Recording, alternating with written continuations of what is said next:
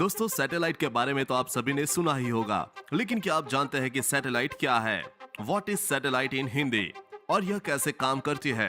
तो चलिए आज हम आपको अपने इस पोस्ट में बताते हैं सैटेलाइट के बारे में कि आखिर सैटेलाइट है क्या और यह काम कैसे करती है। दोस्तों हो सकता है कि आपने पता लगाने की कोशिश की हो कि सैटेलाइट क्या है, व्हाट इज सैटेलाइट इन हिंदी और यह कैसे काम करती है, वह हवा में कैसे टिकी रहती है, लेकिन शायद बाद में आपको इतना ध्यान ना रहा हो क्योंकि अक्सर सैटेलाइट जो है वह हमसे बहुत दूर होती है, उसे हम देख नहीं पाते। और ऐसी भी दोस्तों जिन चीजों को हम लोग देख नहीं पाते हैं उसकी वैल्यू हमारे लिए कम हो जाती है। लेकिन क्या आप जानते हैं कि आप डेली लाइफ में जितने भी काम करते हैं उनमें से बहुत से काम ऐसे हैं जो कि डिपेंडेंट है सैटेलाइट के ऊपर। फिर तो आप टीवी देख रहे हो या फिर आप मोबाइल चला रहे हो या फिर मोबाइल में जीपीएस यूज कर रहे हो या फिर आप किसी दूसरे देश में फोन कॉल भी करते हो, यहाँ पर ये सभी काम किसी न किसी सैटेलाइट के जरिए ही संपन्न हो पाते हैं। सैटेलाइट एक बहुत ही कॉमन शब्द है। इसका मतलब यह है कि ऐसा छोटा ऑब्जेक्ट जो अपने से कहीं बड़े किसी ऑब्जेक्ट के चारों तरफ चक्कर काट रहा हो, फ्री स्पेस में या फिर हवा में। तो दोस्तों यहाँ पर इसका मतलब हुआ कि जो चांद है वह पृथ्वी की तरह एक सैटेलाइट ही है। लेकिन दोस्तों चांद को हम सबने नहीं बनाया, वह पहले से ही वहां था, इसलिए वह एक नेचुरल सैटेलाइट है। वह मानव निर्मित सैटेलाइट नहीं है क्योंकि चांद पहले से ही था। चलिए अब बात करते हैं मानव निर्मित सैटेलाइट के बारे में, जिसको कि मानव ने बनाया और फिर उसे अंतरिक्ष में छोड़ दिया गया। और फिर उस सैटेलाइट से हम जो भी काम करवाना चाहते हैं वह सैटेलाइट वही करती रहती है, वह हमारी मदद करती रहे। और दोस्तों सैटेलाइट एक छोटे से टीन के डिब्बे के बराबर भी हो सकती है और एक बड़ी ट्रक के जितने बड़ी भी हो सकती है। मायने यह रखता है कि वह सैटेलाइट किस काम के लिए अंतरिक्ष में छोड़ा जा रहा है। उनके साइज जो है बदलते रहते हैं उनके काम के अनुसार। सैटेलाइट कितनी ऊंचाई पर रहेगी, कितनी तेजी से वह घूमेगी, ये सभी चीजें बदलती रहती है। यह इस बात पर डिपेंड करता है कि उस सैटेलाइट को अंतरिक्ष में किस काम के लिए छोड़ा गया है या भेजा गया है। लेकिन दोस्तों सारे सैटेलाइट की बनावट ज्यादातर एक जैसी ही होती है।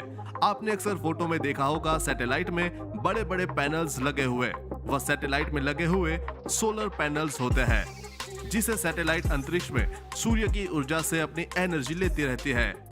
उसके बाद में जो सैटेलाइट की मेन बॉडी है उसमें सैटेलाइट का सारा सर्किट डिजाइन किया हुआ रहता है।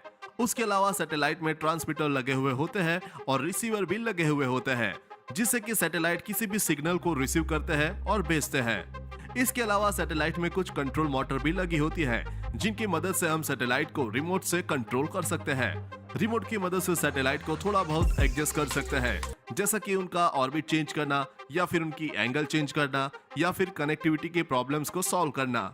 यह सब सैटेलाइट में लगे उस मोटर की सहायता से हम रिमोट से ही कर सकते हैं। इसके अलावा डिपेंड करता है कि वह किस मतलब से अंतरिक्ष में छोड़ाया गया है।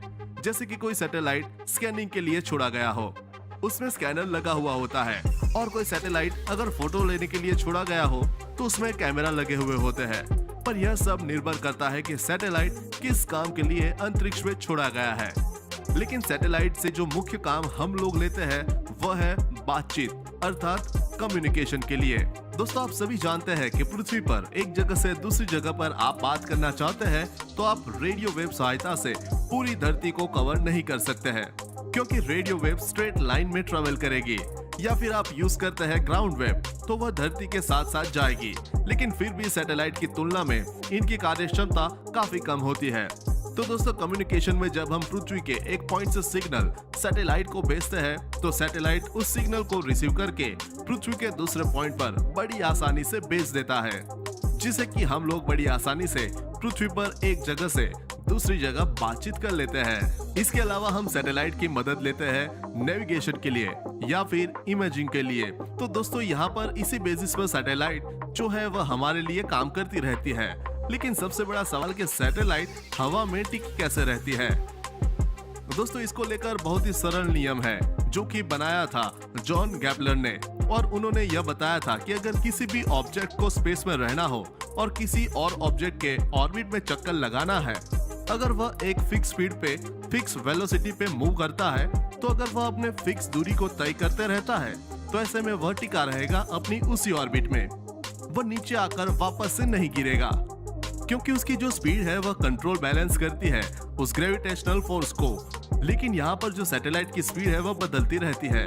डिपेंड यह करता है कि कितनी ऊंचाई है, कितनी दूरी है उस छोटे ऑब्जेक्ट और बड़े ऑब्जेक्ट के बीच में।